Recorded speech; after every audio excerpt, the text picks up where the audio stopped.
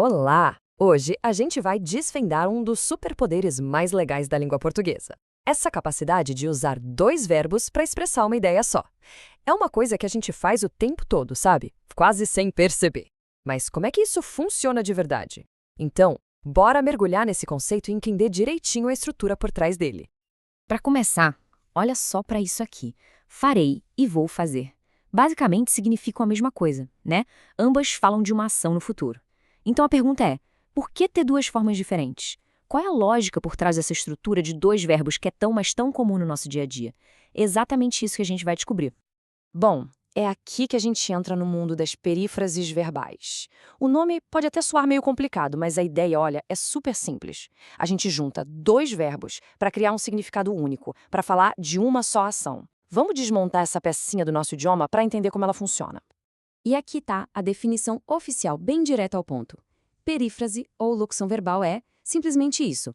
Dois verbos com valor de apenas um. É uma definição curta, mas super poderosa. Pensa assim, em vez de um verbo sozinho, a gente usa uma dupla, uma equipe de dois para fazer o trabalho. E, com certeza, essas frases são super familiares. Estou amando isso aqui. Eu estava correndo mais cedo. Vamos fazer um combinado? Tenho feito muito isso ultimamente. Eles vão participar da reunião.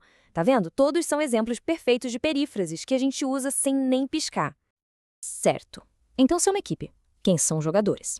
Toda perífrase verbal tem dois componentes principais. O verbo auxiliar, que é tipo um jogador de apoio, sabe? E o verbo principal, que é a estrela do time. Aquele que carrega o significado da ação. Agora, olha que interessante essa divisão de trabalho. Vamos pegar o exemplo estavam fazendo. O verbo auxiliar, que é o estavam, é o cara que se conjuga. É ele que diz pra gente quem fez a ação e quando ela aconteceu. Já o verbo principal, o fazendo, fica numa forma especial que a gente chama de nominal, e ele nos diz qual era a ação. Um manda no tempo, o outro no significado. E quem são esses verbos auxiliares, esses ajudantes? Geralmente, é um grupo pequeno de verbos muito famosos. Os mais comuns são esses aí: estar, ser, ter e ir. Se você guardar esses 4, já vai reconhecer a grande maioria das perífrases por aí. Ok, já entendemos o papel do verbo auxiliar. Mas e o principal? Ah, aqui é que está o pulo do gato. O verbo principal pode aparecer em 3 formas diferentes, e cada uma dessas formas muda um pouquinho o sentido da ação. É aqui que a mágica da comunicação acontece. E essa tabela resume tudo de forma brilhante. A gente tem o infinitivo, que aponta para uma ação futura, o gerúndio, que mostra uma ação acontecendo, em progresso, e o particípio, que indica uma ação que já acabou, que foi concluída. Entender essa tabela é a chave para dominar o assunto. Vamos olhar a primeira forma de perto, o infinitivo. São os verbos que terminam em ar, ou ir. Quando o verbo principal está assim, como em vão participar, a perífrase está falando do futuro.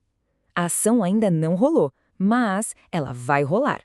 Agora o gerúndio, com aquela terminação em ing. Ele passa uma ideia de continuidade, de algo que está ou estava acontecendo bem naquele momento.